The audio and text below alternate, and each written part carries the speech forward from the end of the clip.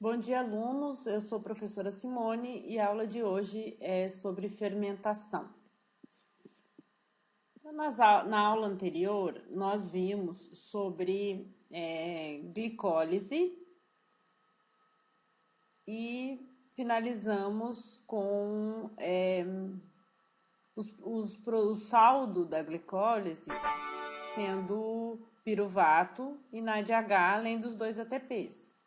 E aí a gente viu esse slide que falava sobre qual o destino metabólico do piruvato, né? Que ele chega numa encruzilhada na qual ele vai optar pela fermentação ou pelo ciclo de Krebs. Lembrando que cada glicose produziu 2 piruvatos. Então, esses 2 piruvatos, ou eles vão entrar na via fermentativa ou no ciclo de Krebs.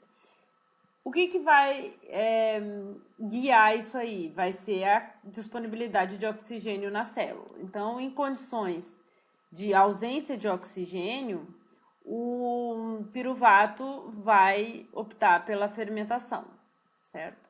Com produção de lactato ou etanol, basicamente a fermentação lática e a fermentação etanólica, e na fermentação etanólica há também a liberação de dióxido de carbono. Em condições aeróbicas, ou seja, quando existe oxigênio na célula, esse piruvato ele não vai fazer fermentação, ele vai fazer a oxidação total até CO2 e água, que na respiração celular. Lembrando que respiração celular ela envolve 3 etapas. A primeira é a glicólise, depois o ciclo de Krebs e a cadeia transportadora de elétrons com a fosforilação oxidativa que nós já vimos, né? Então, a respiração celular inclui ciclo de Krebs, enquanto que a fermentação inclui a oxidação parcial do piruvato até lactato ou etanol, tá? Ambas, tanto respiração quanto fermentação, têm uma etapa em comum que é a glicólise. Por isso a gente viu primeiro a glicólise. Então, a conversão de glicose até piruvato, ela ocorre no metabolismo aeróbico e no metabolismo anaeróbico. Hoje nós vamos ver aqui fermentação, que é quando a célula, na indisponibilidade de oxigênio, opta por oxidar parcialmente a glicose até lactato ou etanol. Ah, mas não é oxidar o piruvato? Sim, quando a gente fala fermentação, ela inclui desde a glicose até o piruvato, do piruvato até o lactato ou etanol. Respiração inclui desde a glicose até CO2 e água, que aí envolve 3 etapas, que além da glicólise nós temos o ciclo de Krebs e a cadeia transportadora. Ok? Bom, além do piruvato, nós temos a produção lá na glicólise do NADH mais H+, que também, dependendo da disponibilidade ou não de oxigênio, ele vai optar em ser reoxidado na fermentação ou ser reoxidado na cadeia transportadora de elétrons, né? Então, independente do produto, se é o piruvato ou se é o NAD, ambos vão optar ou pela fermentação ou pela respiração celular, ok?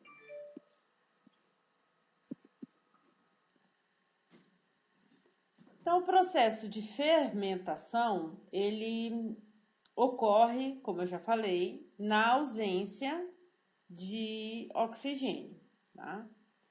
Onde o piruvato formado na glicólise e o NADH mais H+, vão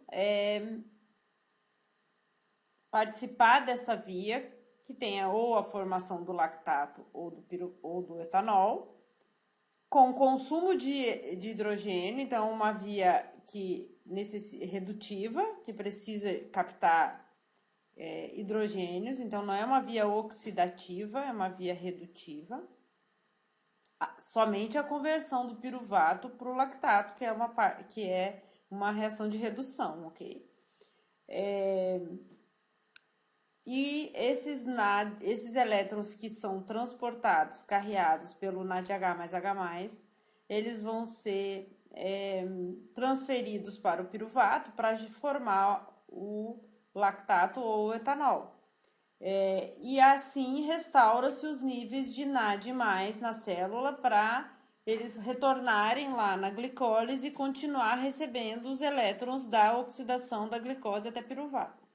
Por isso que a fermentação ela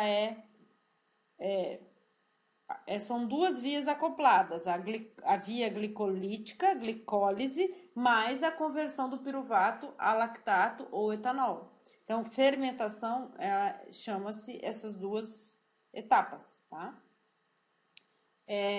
Vocês vão ver, como eu já falei, que a glicólise, que é a primeira etapa da fermentação, ou seja, a glicólise anaeróbica, ela também está presente na respiração celular, que é a glicólise aeróbica, certo?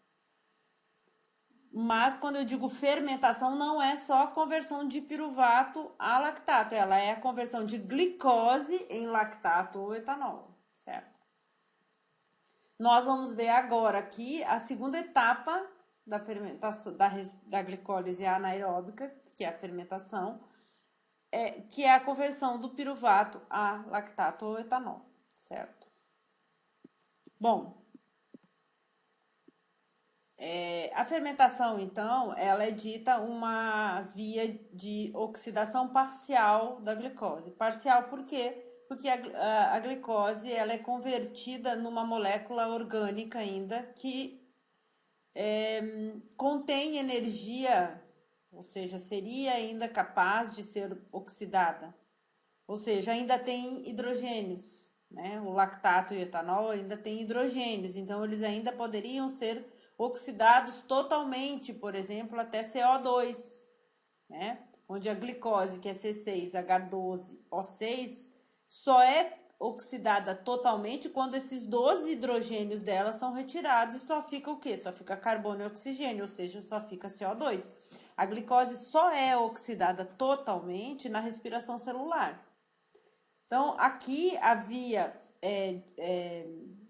a glicólise anaeróbica, ou seja, a fermentação, ela é uma via de oxidação parcial da glicose. Ela ocorre nos casos em que a célula está com baixa disponibilidade de oxigênio, porque o ideal é que a glicose seja totalmente oxidada a CO2 e água para gerar ATP. Vocês vão ver que elas vão pode gerar até 38 ATPs na respiração celular, enquanto que aqui só serão gerados os 2 ATPs da glicólise, ok?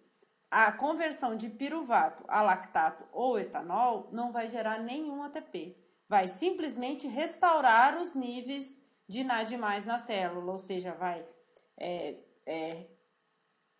receber os elétrons do NADH mais H+, e oxidando assim, então, o NAD, para que ele possa atuar na glicólise, tá? Então, nesse caso aqui da fermentação, o aceptor de elétrons não é exógeno, não é o oxigênio, como ocorreu lá na cadeia transportadora de elétrons, em que eu precisava ter o oxigênio que vem da respiração celular nas mitocôndrias para receber os elétrons na cadeia transportadora de elétrons, para formar água metabólica e assim a transferência de prótons pela bomba de prótons na fosforilação oxidativa poderia gerar, então, o ATP a partir da fosforilação do ADP, tá? Lá, o aceptor de elétrons era exógeno, era o oxigênio. Aqui, o aceptor de elétrons é um composto orgânico, tá? Que está lá na etapa de fermentação, onde eu converto o piruvato a lactato ou etanol. Então, essa etapa de fermentação, ela vai ocorrer no citosol, ou seja, no citoplasma das células, diferente do que acontece com a cadeia transportadora de elétrons e com o ciclo de Krebs, que ocorre na mitocôndria. A conversão de piruvato a lactato ou etanol vai acontecer lá no citosol junto com a glicólise, porque a glicólise ocorre no citosol, certo? A conversão de glicose até piruvato ocorre no citosol e de piruvato a lactato ou etanol também vai acontecer no citosol, tá? Apesar desse processo ocorrer na ausência de oxigênio, alguns organismos realizam esse mecanismo, esse metabolismo, mesmo na presença de grandes concentrações de oxigênio, como é o caso das leveduras. Então, nós seres humanos, se tiver oxigênio, a gente faz respiração celular. A gente só vai fazer fermentação em baixas disponibilidades de oxigênio, né? Já as leveduras, não, elas apesar de serem capazes de fazer respiração celular e terem oxigênio disponível, elas mesmo assim, elas optam por fazer fermentação, tá? Porque para elas o metabolismo fermentativo é mais vantajoso do que para os humanos, seres humanos, por exemplo, tá? A fermentação foi descoberta por Louis Pasteur em 1861 e ele propôs o efeito Pasteur. Ele diz que se compararmos a fermentação com a respiração celular, a fermentação é 18 vezes menos eficiente em produzir energia do que a respiração celular. Né? Então, é como se ela produzisse 18 vezes menos energia do que a respiração celular. Por quê? Porque, obviamente, na fermentação a gente produz 2 ATPs e na respiração 38 ATPs. Então, são 18 vezes menos eficientes os processos fermentativos, ok? Bom, e quais são os tipos de fermentação que existem? Existe a fermentação alcoólica, né, onde o produto final é o álcool, é o etanol. Por exemplo, quem faz fermentação etanólica? As leveduras, né? E a gente pode utilizar esse princípio na fabricação de vinhos, pães, cervejas, etc. A fermentação lática, o produto final é o ácido lático, o lactato, e exemplo, na fabricação de iogurtes pelas bactérias, pelos lactobacilos. A fermentação acética, o produto final é o ácido acético, exemplo, a fabricação de vinagre a partir do vinho. Então, vocês vão ver que a fermentação acética é uma fermentação que ocorre a partir do etanol. Depois da fermentação alcoólica, aí o etanol produzido lá na fermentação alcoólica pode, na presença de oxigênio, ser convertido em ácido acético. Exemplo, o vinho. Se você abrir uma garrafa de vinho, tira a rolha, serve uma taça, 2, o que sobrou na garrafa, você coloca a rolha de volta e deixa lá na geladeira. Se você demorar para tomar isso, uma semana, você volta lá e esse vinho virou vinagre. Por quê? Porque quando você tirou a rolha, entrou oxigênio dentro da garrafa e esse oxigênio, esse etanol que está no vinho, na presença desse oxigênio que entrou com a tirada da rolha, propicia a fermentação acética, ou seja, a conversão do etanol em ácido acético. Tá? Existe também a fermentação butírica, que é realizada por um grupo de bactérias específicos, clostridios, que eles convertem, então, fazem o processo de fermentação, convertendo o carboidrato em ácido butírico, que é um ácido que tem um odor bem ruim, e também ele libera CO2, então, gás. Então, exemplo é a alteração da manteiga, né? Quando a manteiga fica rançosa. Mas a gente vai falar sobre cada uma dessas vias e vou dar exemplo para vocês, então a gente vai voltar a falar. Eu quero abordar com vocês aqui o que essas 4 fermentações têm em comum. Bom, o produto final não que a gente viu que o produto final ou é etanol, ou é lactato, ou é ácido acético, ou acetato, né, ou ácido butírico. Então, depende. Então, o produto final não é, mas o que elas têm em comum? Bom, então elas ocorrem, a fermentação de uma forma geral, ocorre na ausência de oxigênio, exceto lá a conversão do ácido acético, né, de etanol a ácido acético, que precisa de oxigênio, mas a fermentação de uma forma geral, ela ocorre na ausência de oxigênio.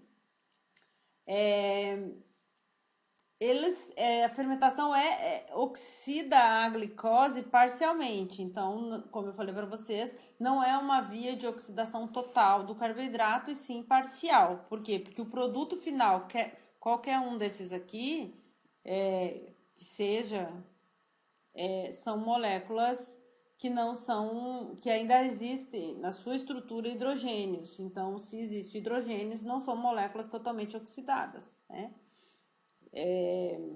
Produzem todas as 4 fermentações, produzem 2 ATPs apenas, que são aqueles 2 ATPs da primeira etapa da glicólise, né? Então, depois de formar o piruvato para frente, não se forma mais ATPs. Lembra que a gente falou isso? Então, a fermentação ela vai ocorrer justamente não com o objetivo de formar ATP, e sim de restaurar os níveis de NAD. Então, os 2 ATPs formados são aqueles lá da glicólise apenas, tá? E elas vão consumir elétrons e liberar NAD+, ou seja, elas vão oxidar o NADH mais H+, produzido na primeira etapa, liberando o NADH mais H+. Bom, então vamos falar um pouquinho sobre cada uma das fermentações. Então, a fermentação lática, ela ocorre na ausência de oxigênio, porque é um processo anaeróbico. E ela vai produzir ácido lático, né, ou lactato. Então, aqui mostra a conversão de glicose em 2 piruvatos, que é o que a gente viu, né, a via glicolítica, a glicólise. Nessa etapa aqui são produzidos, o saldo energético produzido a formação de 2 ATPs. Existe também a liberação de 2 NADH mais H+, né, 2 NAD reduzidos, e os 2 piruvatos. A gente já viu na aula de glicólise. Bom, a segunda etapa da fermentação é a conversão de piruvato em lactato. Nessa etapa aqui, como eu falei para vocês, não há formação de ATPs. O que vai acontecer é que o piruvato consome os elétrons, é o aceptor dos elétrons transcarreados pelo NADH mais H+, e ao consumir esses elétrons, ele oxida o NADH mais H+, formando o NADH. E liberando lactato. Então, esses NAD+ aqui, eles retornam lá na glicólise para receber mais elétrons, formando mais NAD, isso aqui se torna um ciclo, certo? Por que então a fermentação ocorre? Ela ocorre para restaurar os níveis de NAD+, para eles continuarem recebendo os elétrons da oxidação da glicose na via glicolítica, ok? Então, lembrando então que a glicose, quando ela é convertida em piruvato, são formados 2 piruvatos, né? Que é uma molécula de 6 carbonos, forma 2 moléculas de 3 carbonos. E então são produzidos 2 NADHs, 2 piruvatos e 2 ATPs, está mostrado aqui.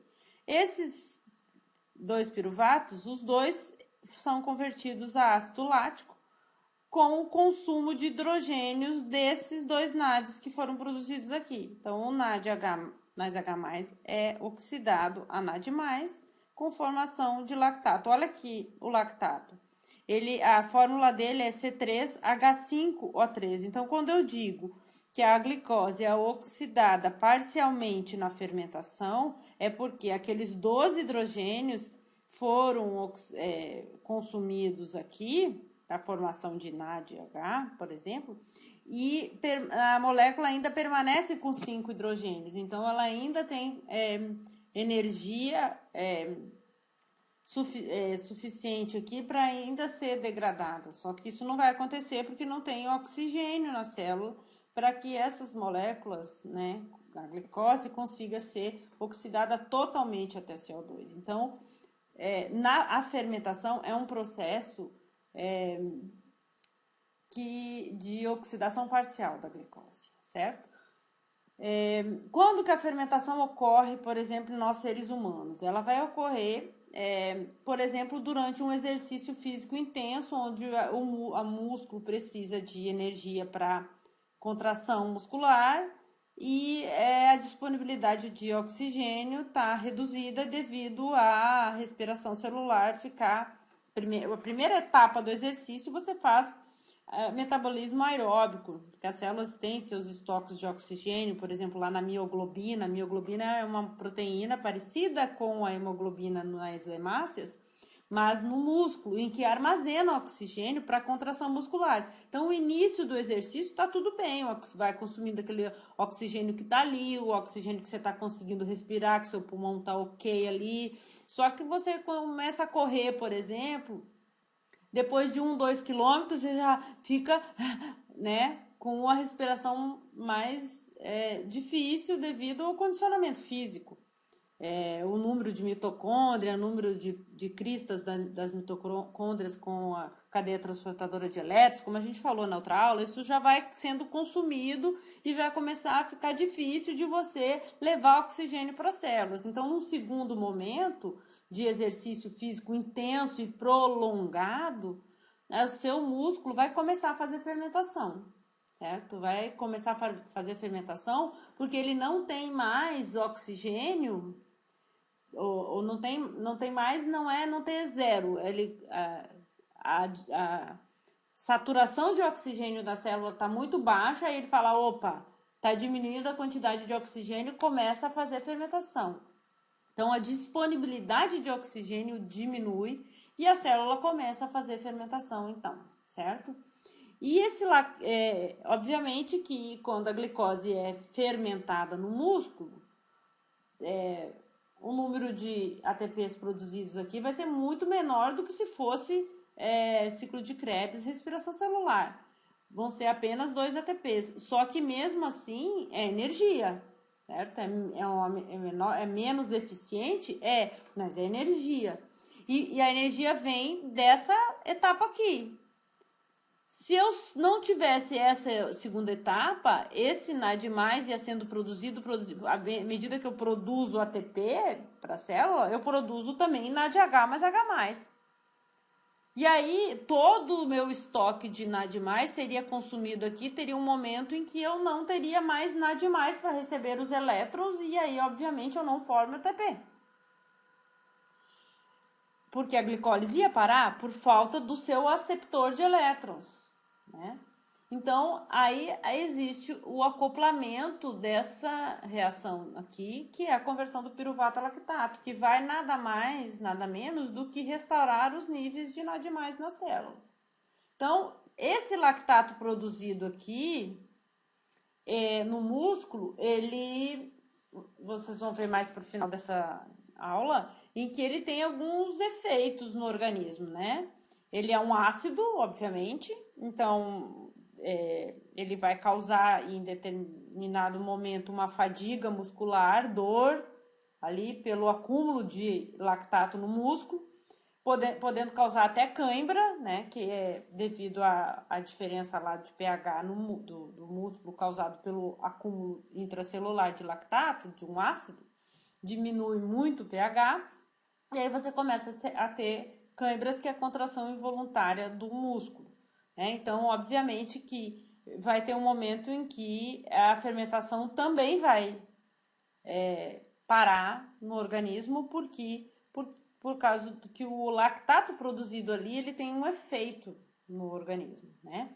Mas esse efeito é momentâneo, porque esse lactato ele vai ser absorvido pelo fígado para produzir, por exemplo, glicose, numa via que a gente ainda vai ver nas próximas aulas, que é a gliconeogênese, em que eu consigo sintetizar glicose a partir de compostos de 3 ou 4 carbonos não glicídicos, ou seja, Além de eu ter a glicose vindo da alimentação, né, da dieta como principal fonte de energia, o organismo também é capaz de sintetizar glicose, principalmente durante um jejum ou prolongado, ou seja, quando a glicose diminui muito no organismo, uma hipoglicemia, por exemplo, né?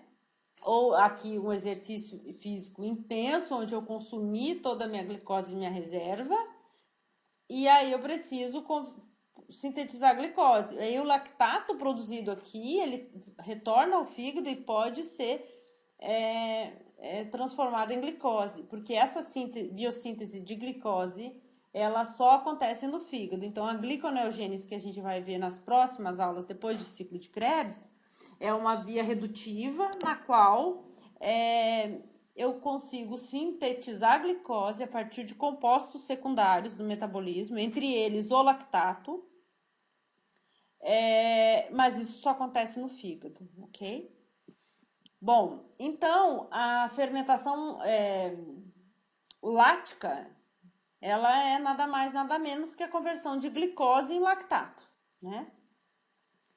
Então, exemplo disso é a formação de iogurte, por exemplo, onde o açúcar do leite, a lactose, que é glicose mais galactose, é um disacarídeo presente lá no leite, ele é convertido em ácido lático por bactérias anaeróbicas facultativas. Exemplo, aquele grupo de bactérias dos lactobacilos, né? Então, lactobacilos bulgáricos, o acidófilos, tem os streptococcus termófilos, são bactérias que fazem fermentação lática, né? Então, esse lactato aqui, ele é responsável ele é um ácido.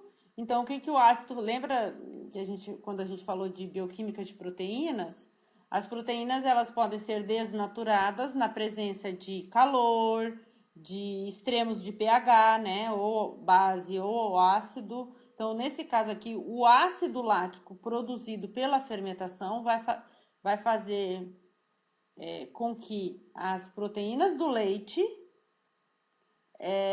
sejam desnaturadas. E aí você tem aquela semissolidificação do leite, né? Onde o leite que é líquido é convertido nesse produto mais denso devido à desnaturação das proteínas. Então, lá no leite, o açúcar do leite é convertido em ácido lático e o ácido lático converte as proteínas do leite, desnatura as proteínas do leite, coagulando esse leite, dando esse aspecto característico do iogurte. Vocês podem ver até que o iogurte ele é meio azedinho, meio, né, amarguinho.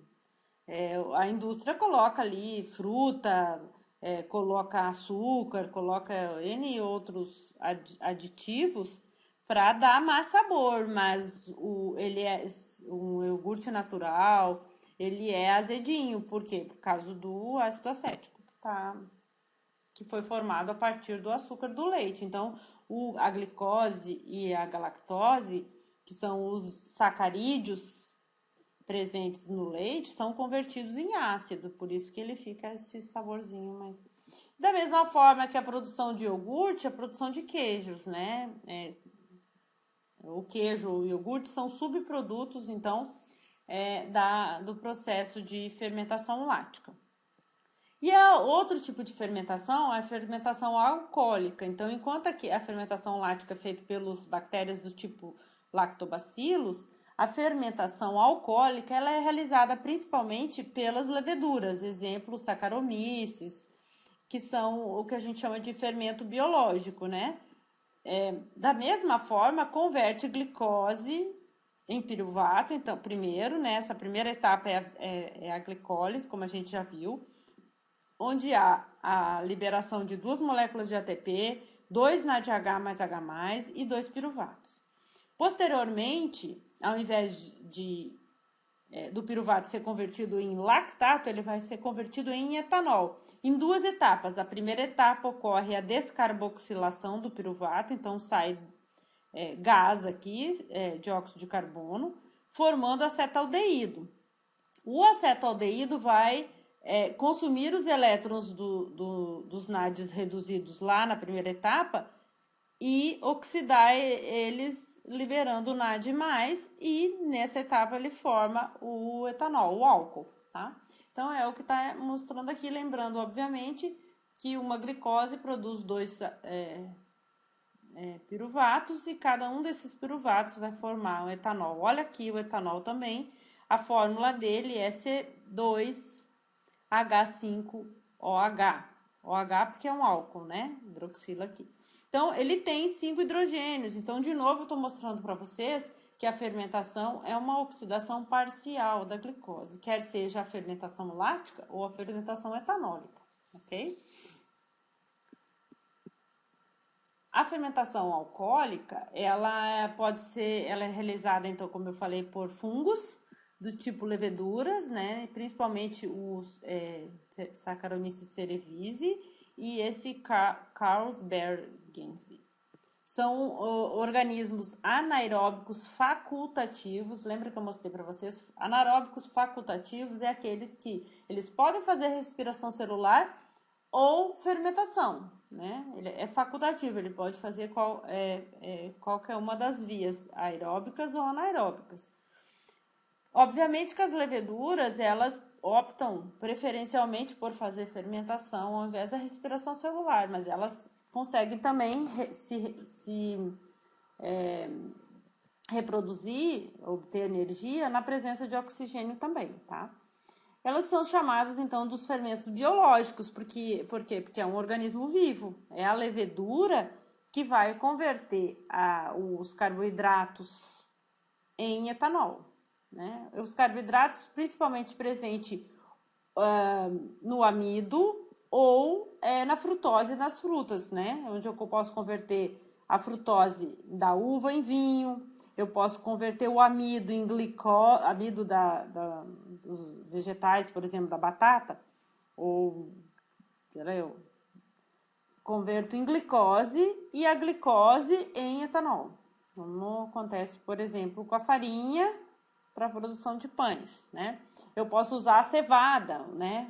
O malte da cevada, converter em glicose que a maltose é um disacarídeo de glicose, converter a glicose em etanol, por exemplo, no processo de produção de cervejas, e assim vai. Então, a fermentação, ela converte o carboidrato de plantas em etanol e CO2. Vocês viram aqui que, diferente da fermentação lática, a fermentação etanólica, ela produz gás, produz CO2, né? Por quê? Porque primeiro ela descarboxila o etanol com formação do acetaldeído, liberando gás, depois ela consome os hidrogênios para formar o etanol. O que não acontece lá na fermentação lática, onde o piruvato é convertido diretamente em lactato. Então, a fermentação lática aqui não produz gás, tá? Mas a fermentação alcoólica produz gás. Nesse processo, de novo, como eu mostrei para vocês anteriormente, o álcool é um produto da oxidação parcial da glicose, né? Cuidado com o valor nutricional do fermento químico, por exemplo, o carbonato de sódio, bicarbonato também pode fazer esse papel de fermentativo, mas o valor nutricional gerado nesse processo não é o mesmo quando se usa fermento biológico, tá? A fermentação acética, como eu falei para vocês anteriormente, ela ocorre posteriormente à fermentação etanólica. Então, por quê? Porque a fermentação acética consiste na oxidação parcial do etanol com produção de ácido acético. Então, primeiro tem que ocorrer a fermentação etanólica, gerando o etanol a partir do carboidrato, e na presença de ar, de oxigênio, esse etanol e micro-organismos, né? Micro-organismos que fazem a fermentação acética, principalmente o Acetobacter aceti, que é um grupo de bactérias que produz ácido acético a partir do etanol e ar, na presença de ar, tá? Então, o ácido acético é um subproduto da fermentação alcoólica, tá? Outro tipo de fermentação é a fermentação butírica, né? Que a fermentação butírica ela é realizada por um grupo específico de bactérias que são bactérias anaeróbicas estritas, ou seja, são bactérias que só fazem fermentação, não fazem respiração celular, ou seja, elas não se multiplicam na presença de oxigênio, elas só fazem fermentação. Exemplo, Clostridium butyricum, que ele vai produzir, a partir do carboidrato, ele vai produzir ácido butírico, que é o responsável pelo odor pútrico e desagradável dos alimentos, né? Fermentados por esse tipo de bactéria aqui, específico.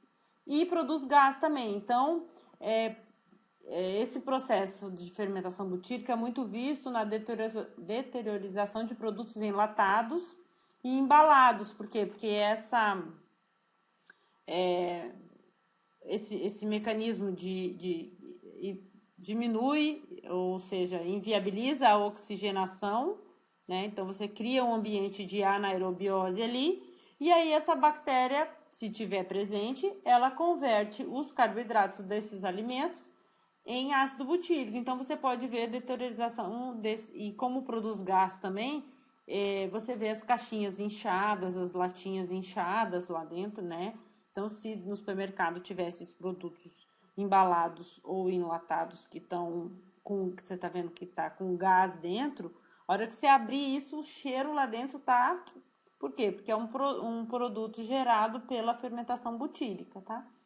O que a indústria faz para evitar isso, então, né? Ela aumenta a quantidade de sal, de NaCl, que é um conservante, nesses alimentos enlatados. Por isso que os alimentos enlatados são ricos em NaCl e super prejudicial à saúde. Por quê? Porque o sal ele leva à hipertensão. Então, mas a indústria faz isso justamente para evitar a fermentação butírica nesses ambientes muito anaeróbicos, né? Tá? Outra coisa é que a deteriorização da manteiga também está relacionada com a fermentação butírica. Tá? Bom, então, em resumo aqui, a glicose, a fermentação, né, os 4 tipos de fermentação, a alcoólica, a lática, acética ou butírica, nada mais é que a conversão de glicose ou em etanol, ou em ácido lático, ou em ácido acético, ou em ácido butírico. Então, a primeira etapa desses 4 tipos de fermentação é a mesma, é a glicólise, onde uma molécula de glicose com 6 carbonos é convertida em 2 moléculas de 3 carbonos, via glicolítica, glicólise, como a gente já viu. Posteriormente, as leveduras podem converter esse piruvato em álcool. Exemplo, produção de vinho e cerveja. As bactérias do músculo ou os lactobacilos podem converter o piruvato em lactato, em ácido lático, uma fermentação lática. Exemplo, produção de iogurtes. As bactérias acetobactérias, exemplo, o Acetobacter aceti, converte o etanol produzido a partir da glicose, gerou piruvato, gerou etanol, pega esse etanol e converte em álcool na presença de oxigênio, tá? Exemplo, transformação então do vinho, do álcool do vinho em ácido acético, em vinagre. O Clostridium, então, pode converter a glicose em ácido butírico.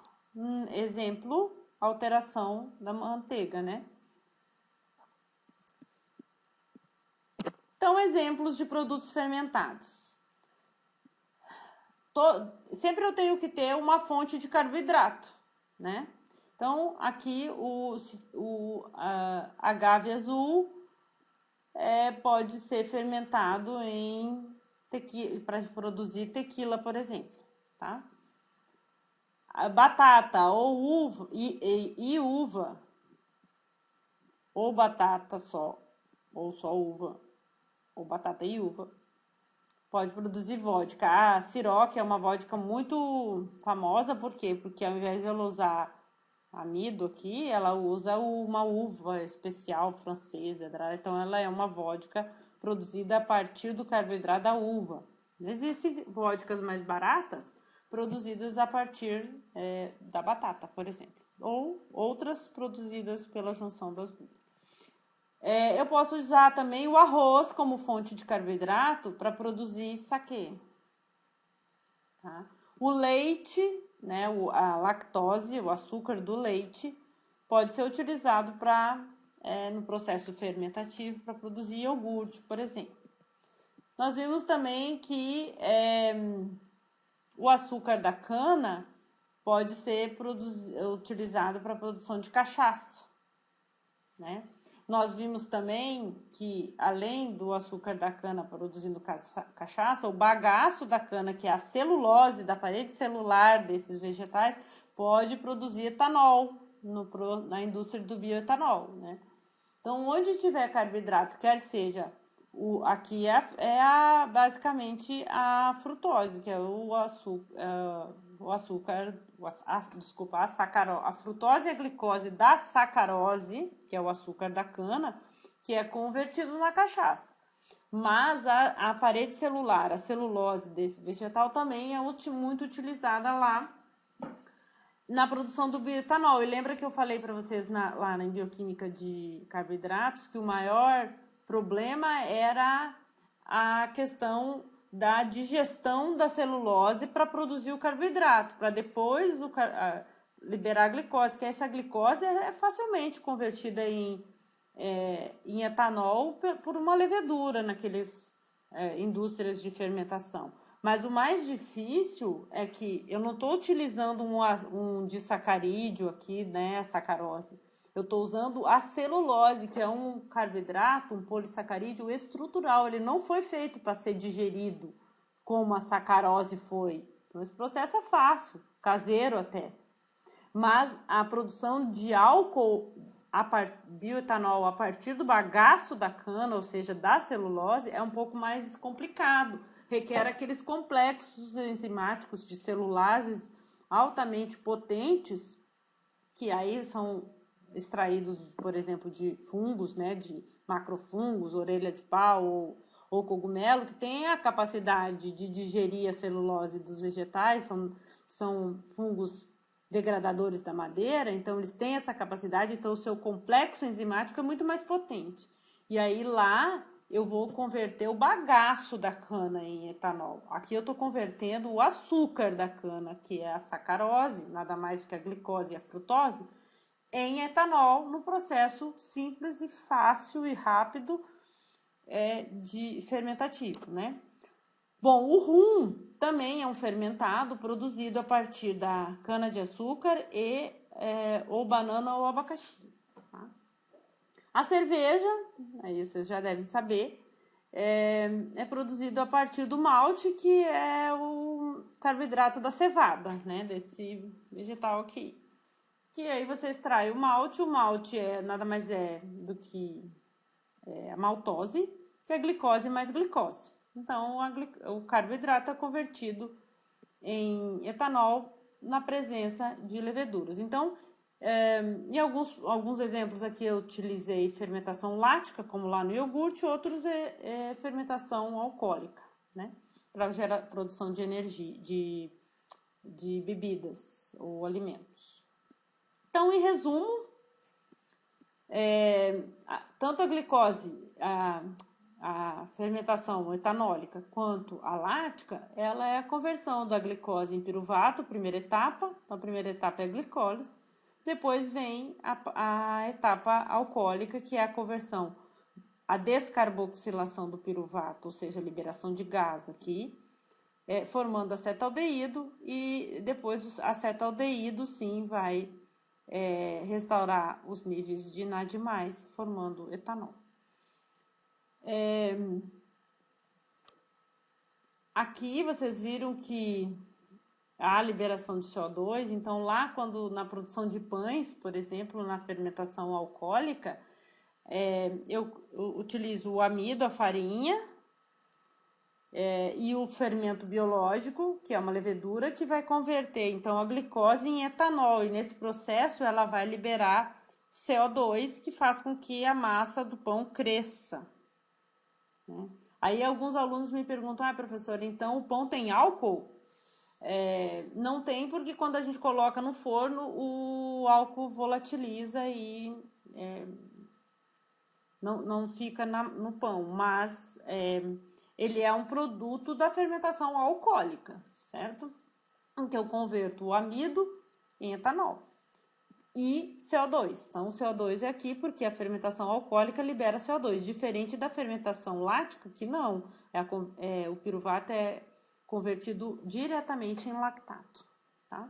Mas em ambas as fermentações, o NADH mais H+, produzido aqui na primeira etapa, vai ser reoxidado aqui e retorna para continuar alimentando. Então, isso é um ciclo que, na ausência de oxigênio, como eu não tenho as mitocôndrias para receber a cadeia transportadora de elétron lá na mitocôndria para receber esses hidrogênios aqui, esse NAD vai ter que ser reoxidado em algum lugar e ele vai ser reoxidado aqui na conversão do piruvato em etanol ou em lactato, certo? Bom, então eu vou mostrar para vocês agora algumas aplicações. Exemplo, aplicações do processo de fermentação. Exemplo aqui, na saúde feminina. Então lá nós temos na mulher o trato genital feminino, temos o útero aqui, né, as trompas, os ovários, e o útero ele é dividido no corpo do útero, que é aqui onde nós temos o endométrio, onde ocorre a fixação do óvulo fecundado, né, durante a gestação é fixado aqui, a nidação ocorre aqui. Esse corpo do útero é revestido por um epitélio chamado endométrio, que é aquele que descama caso não ocorra a nidação, a fecundação não ocorre e o óvulo não é fecundado pelo espermatozoide formando o ovo, e o ovo não é fixado aqui para dar início à gestação. Quando isso não ocorre, esse epitélio todo que foi crescendo aqui na primeira fase do ciclo menstrual descama na forma de menstruação. Então, isso é o que acontece mais ou menos aqui dentro, certo? No corpo do útero. Já o colo do útero é esse canalzinho aqui que conecta a vagina ao corpo do útero, certo? Esse colo do útero aqui é onde existe um tipo de célula chamada célula epitelial. E as células epiteliais intermediárias, elas são ricas em glicogênio no seu citoplasma, tá? Esse glicogênio nada mais é do que um polissacarídeo de glicose.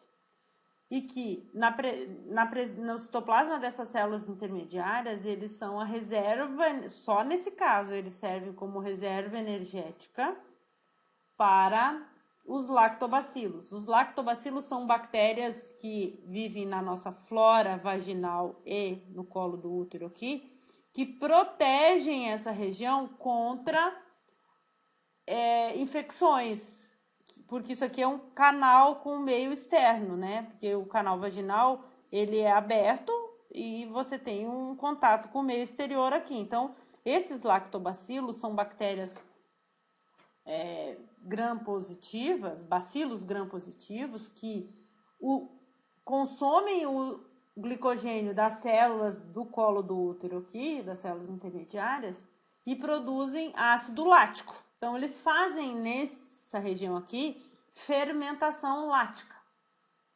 tá? Por quê? Porque são lactobacilos. Isso significa que a secreção vaginal da mulher, ela é ácida. Por que ela é ácida? Devido ao lactato produzido pelos lactobacilos nesse ambiente aqui.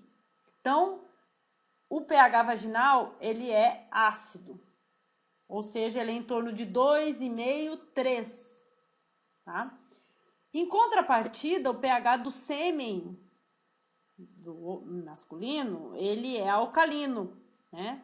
Por quê? Porque os espermatozoides aqui, eles têm uma enzima que chama fosfatase alcalina e tal, que consome frutose para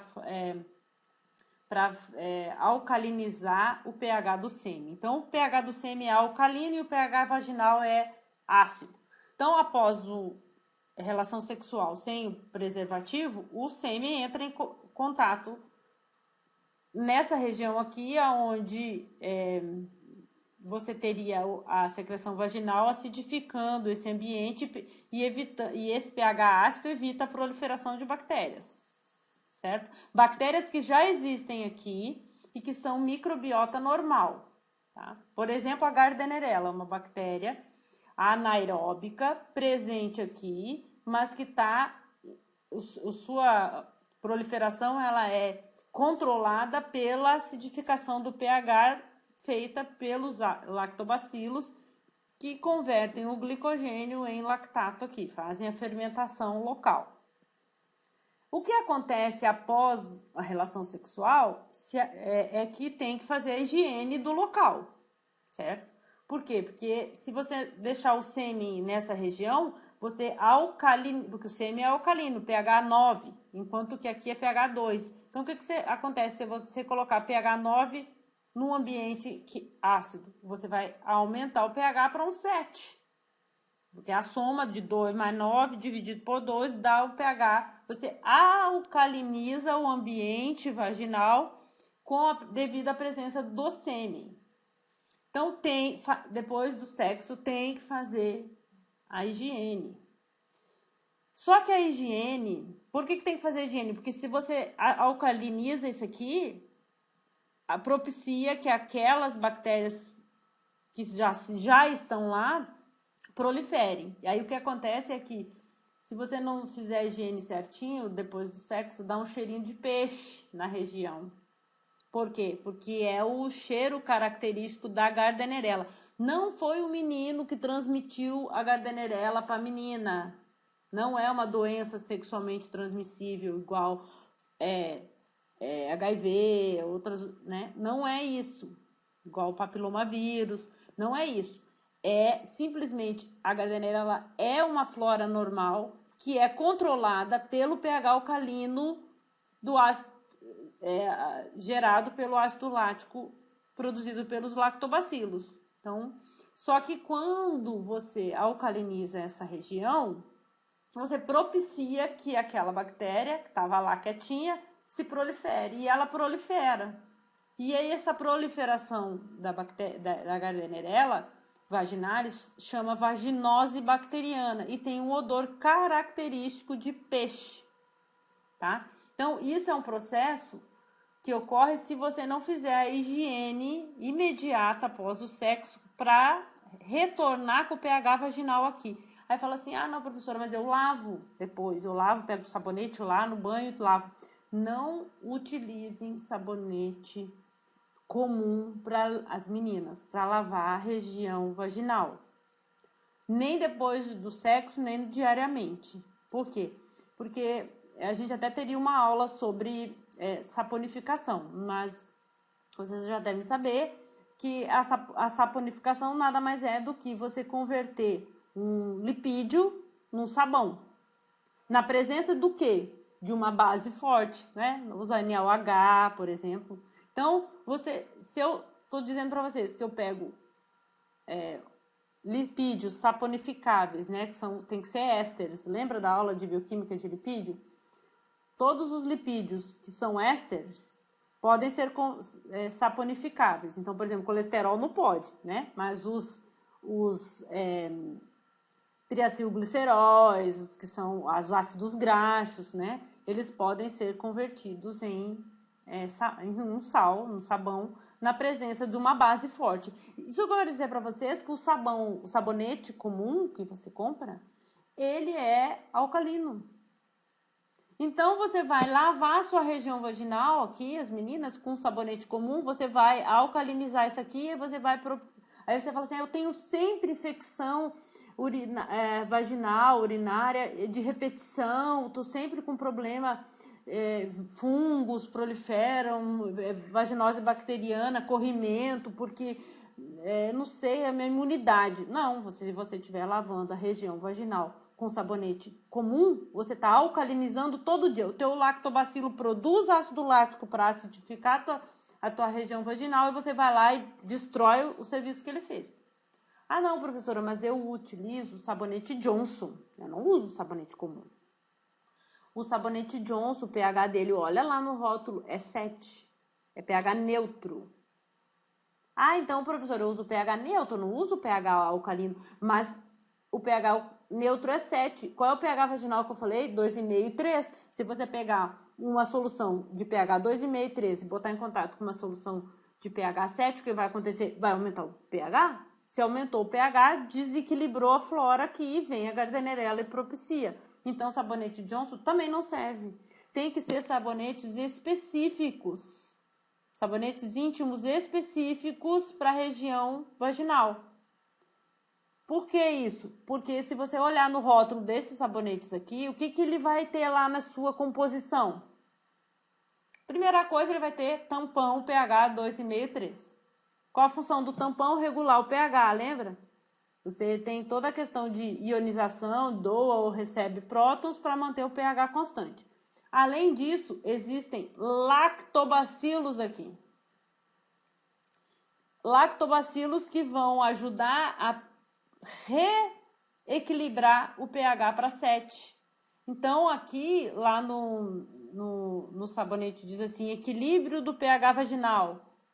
Né? Por quê? Porque tem tampão pH 2,5 e tem o lactobacilos, que após o contato com o sêmen, ou aqui eu dei um exemplo, mas alteração hormonal, várias questões que alteram, podem alterar o pH vaginal, propiciam a proliferação de não só Gardnerella, mas outras bactérias, que não, a única bactéria que pode estar presente nessa região são os lactobacilos, ok?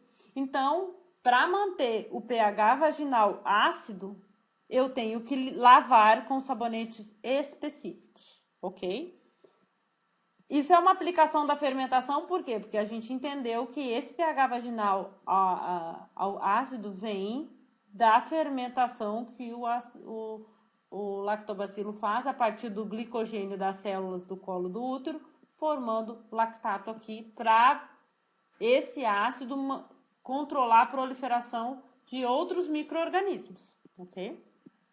Outra aplicação seria, como a gente já falou um pouquinho antes para vocês, a questão da saúde bucal, né? Existem bactérias específicas da microbiota oral, entre eles o Streptococcus mutans, que é um coco gram-positivo, que ele converte a sacarose, primeiro a invertase, que é uma enzima, converte a sacarose em glicose mais frutose, né? Aí essas bactérias aqui, elas vão, a partir da glicose e da frutose, fazer fermentação, produzir ácido lático, né? Esse ácido lático vai destruir o esmalte do dente aqui e expor a dentina, né? Essa região interna do dente aqui.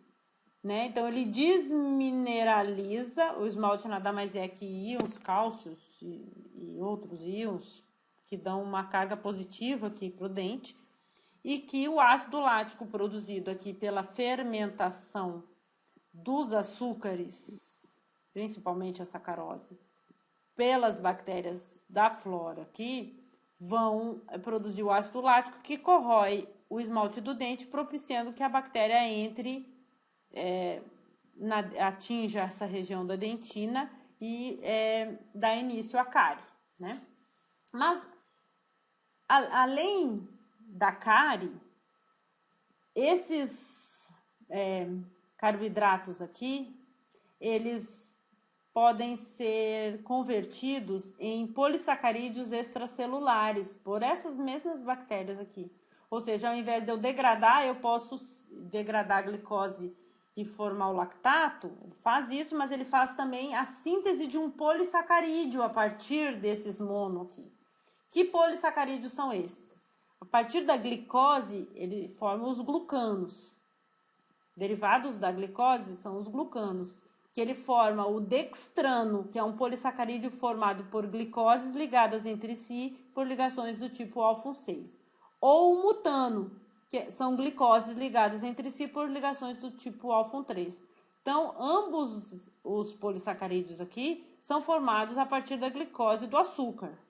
O açúcar do alimento que você come. E as bactérias que estão aqui na região fazem a síntese desses polissacarídeos.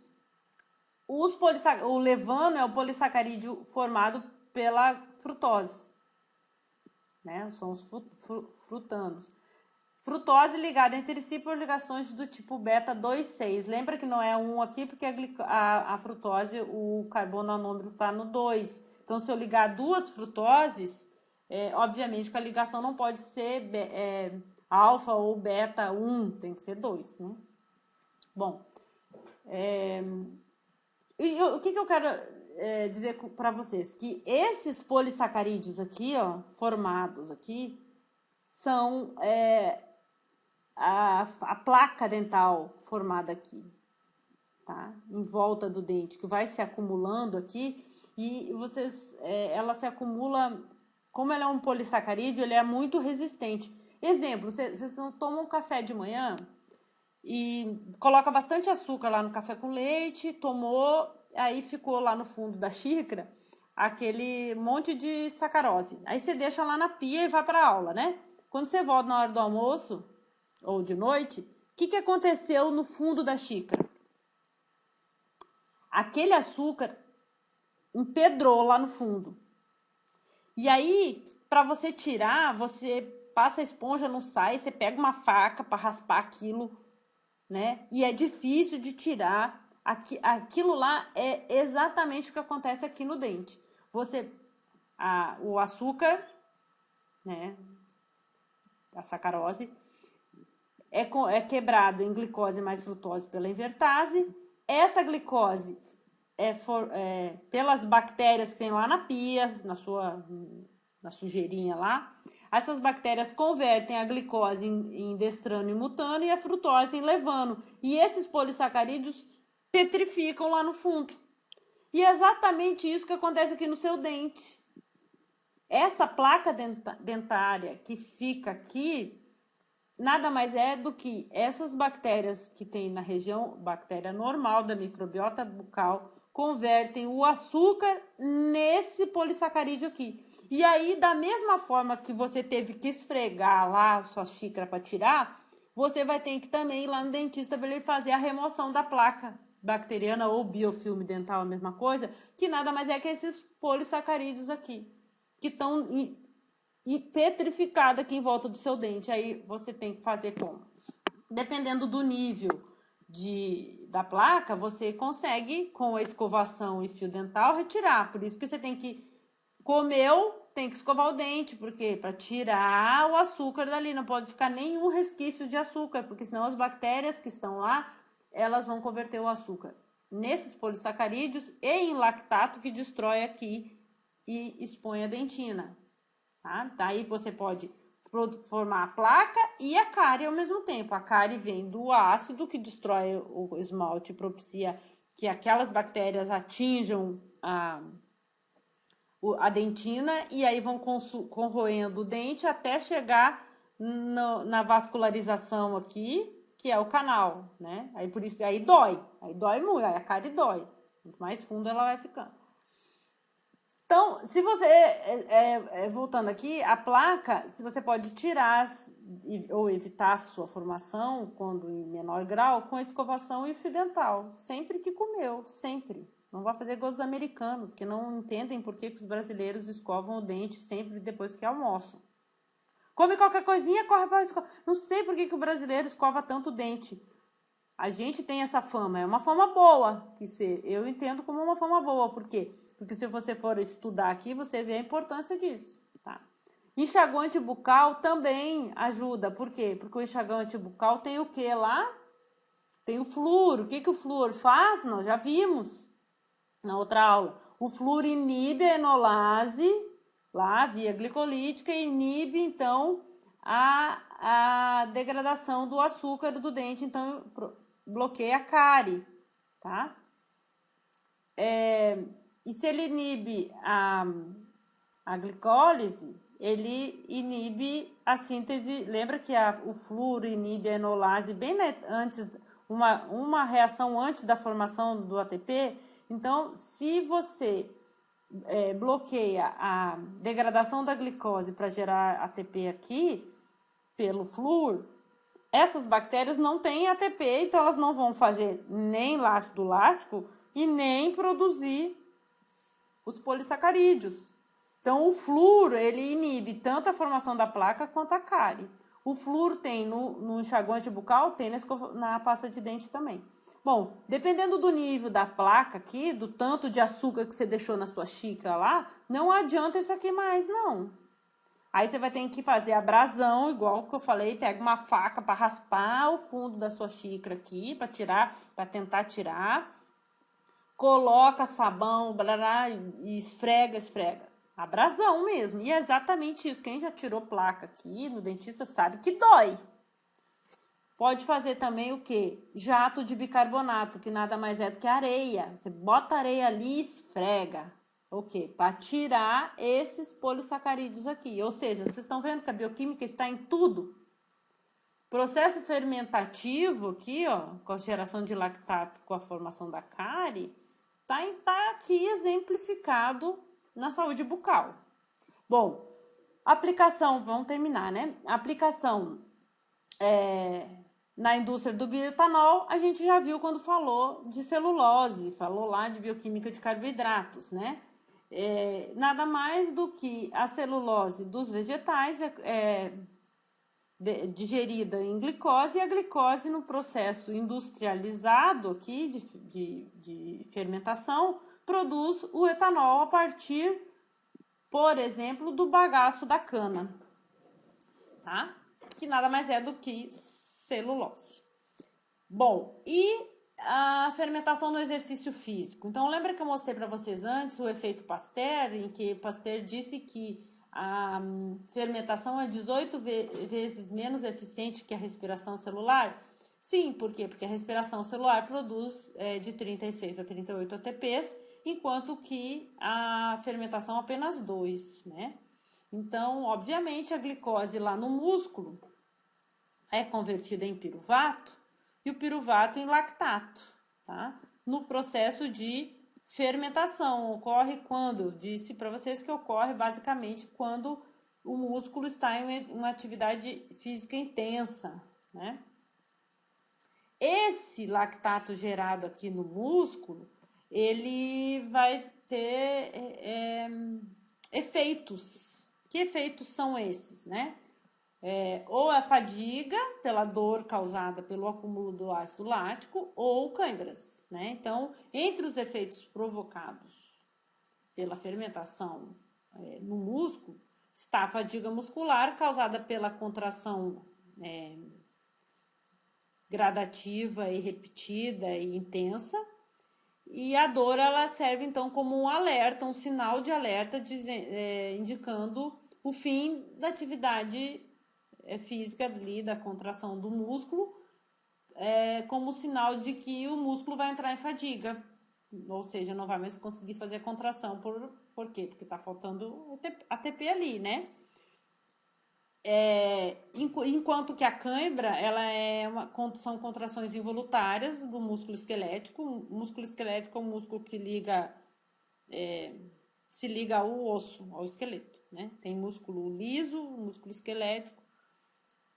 Os músculos lisos, por exemplo, do coração, né, das artérias, quer dizer, o músculo cardíaco do coração, o músculo liso da parede das artérias, e o músculo esquelético é o músculo que faz o responsável pelo movimento, por quê? Porque ele se liga ao osso, ao esqueleto, e quando contrai, propicia que você se desloque, né? Então, esse músculo esquelético é alvo de câimbras devido ao acúmulo do lactato no tecido, porque o lactato diminui o pH e desencadeia os quadros de cãibra. Tá? Bom, como eu disse para vocês, esse processo, né, em que o glicogênio muscular, que é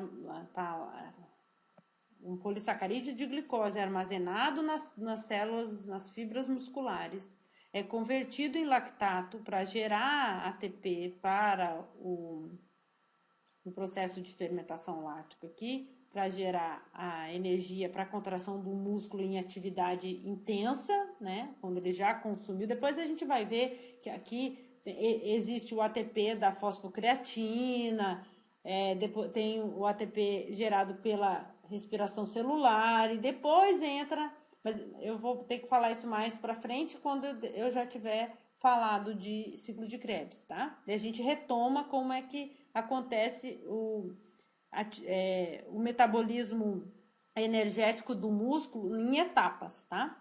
Então, a fermentação, ela é a última etapa, ou seja, já peguei toda a energia, o ATP que estava acumulado, já usei o ATP da fosfocreatina, já fiz respiração celular porque eu tinha oxigênio, agora eu não tenho mais nada disso, eu vou fazer fermentação. Então, a fermentação é a última via metabólica durante um exercício físico, em que ela converte o glicogênio que está armazenado em glicose, depois em lactato. Esse lactato no músculo, ele vai para o fígado, na corrente sanguínea, isso que dá uma acidificada no sangue, no pH do sangue durante um exercício físico intenso.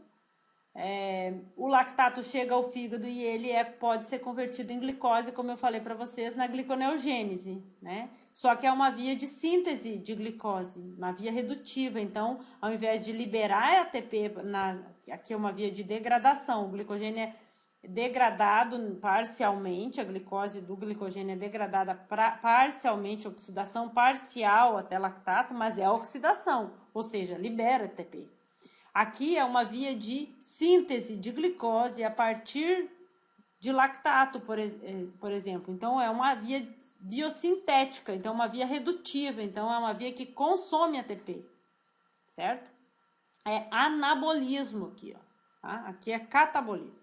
Então, a glicose é produzida lá no fígado a partir do lactato do músculo e ela retorna para o músculo para ser consumida na fermentação, ou se o exercício físico já parou, é armazenada, restaura o estoque de glicogênio no músculo. Então, esse ciclo acontece aqui, ele é chamado de ciclo de Cori, tá? A gente vai voltar a falar nele depois que eu ensinar para vocês a gliconeogênese, que é essa etapa aqui, que são as próximas aulas, tá? Bom, o último slide é o efeito do consumo excessivo de etanol, então, pelo organismo, né? O indivíduo que vai lá, toma etanol, o que acontece? Ressaca, exato. E essa ressaca, ela se dá devido a quê? Então, vamos olhar a nível bioquímico aqui para a gente entender, em que, lembrando de novo, aqui a fermentação alcoólica, o piruvato, né, a glicose convertida em piruvato, o piruvato é descarboxilado, formando o acetaldeído. O acetaldeído aqui recebe os hidrogênios do NADH mais H+, oxida o NADH. Essa enzima aqui chama álcool desidrogenase, porque retira os hidrogênios aqui, e forma etanol. Bom, esse etanol aqui, eu vou tomando ele aqui na minha cervejinha, né? Tomei, no outro dia eu tô assim. Por que eu tô assim? O grande vilão dessa história toda é esse cara aqui, ó, o acetaldeído. Por quê? Vocês viram que o etanol é produzido a partir do acetaldeído, quando o acetaldeído recebe os hidrogênios do NADH mais H+.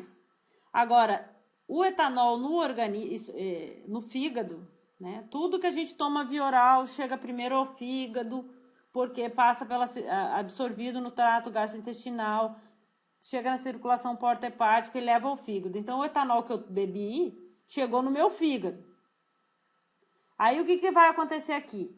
Ele vai consumir NAD+, e vai dar os hidrogênios do etanol para o NAD, formando o NAD+, ou seja, faz essa reação que aconteceu do acetaldeído para o etanol lá na fermentação, faz ao contrário, tá? Forma acetaldeído no organismo por uma enzima que chama álcool desidrogenase, tá? Que é lá da CYP 450. Uma enzima do nosso complexo de metabolização de xenobiótico que tem nas mitocôndrias, tá? Especificamente do fígado, tá? Então, esse álcool é convertido em acetaldeído à medida que ele doa hidrogênios, ou seja, ele é oxidado até acetaldeído. Esse acetaldeído aqui é que é o produzido pela metabolização do álcool, ele que é o responsável pela ressaca, porque ele começa a se acumular aqui, ele vai ser convertido em acetato pela acetaldeído desidrogenase, que vai fazer o quê? Vai pegar de volta aqueles hidrogênios que ele deu, vai pegar aqui e ele vai retirar mais hidrogênios aqui do acetaldeído, formando acetato. Ou seja, ele vai voltar formando ácido acético aqui, tá? E o que acontece é que quando esse acetato é formado, esse acetato ele vai depois ser convertido em glicose, beleza, tudo bem. Mas quando você ingeriu álcool, ele vai acumulando acetaldeído, porque essa reação aqui é muito mais rápida do que essa segunda aqui. Então, o acúmulo de acetaldeído, até que ele seja convertido em acetato, depois em glicose, o acúmulo do acetaldeído é o que é o responsável pela ressaca. Por quê? Porque ele tem os sintomas de dor de cabeça, ele é tóxico, é uma molécula tóxica que dá efeitos colaterais, como dor de cabeça, náusea, taquicardia, porque ele atua em vários órgãos como o sistema nervoso central, o coração, levando a esses sintomas da ressaca, tá? Então, o causador todo é esse aqui.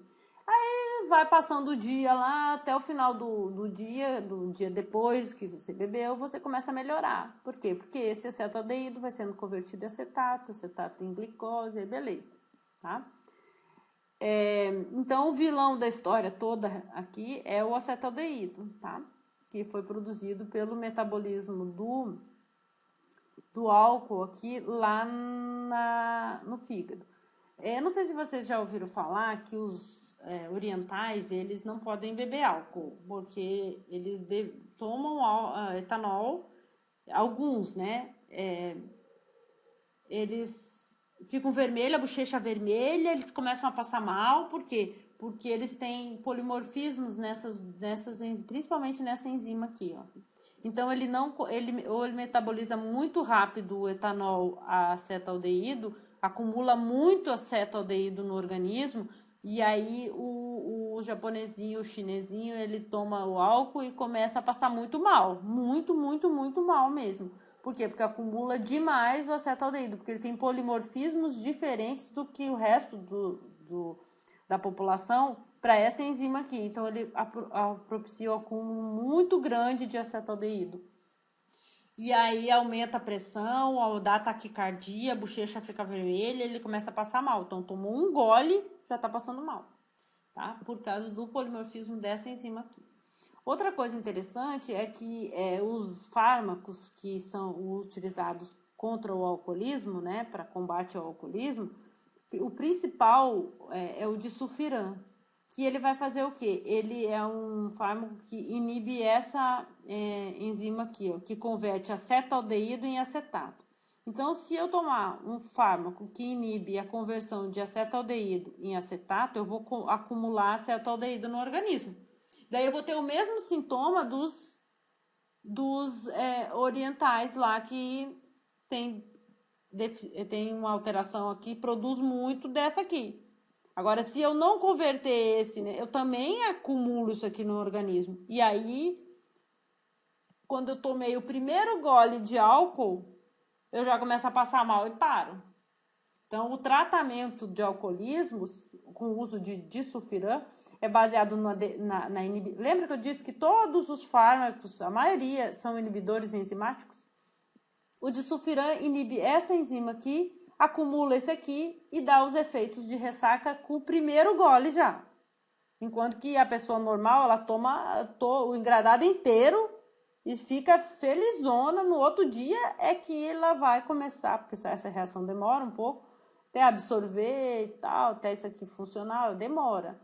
Os orientais têm muito rápido e o uso do disulfiram, ele vai inibindo aqui, acumula isso aqui. Então, tomei o primeiro gole, já estou sentindo os efeitos da ressaca. Então, o controle do alcoolismo se dá pelo mal-estar que você sente no primeiro gole que você toma. Você já passa mal, então você acaba não ingerindo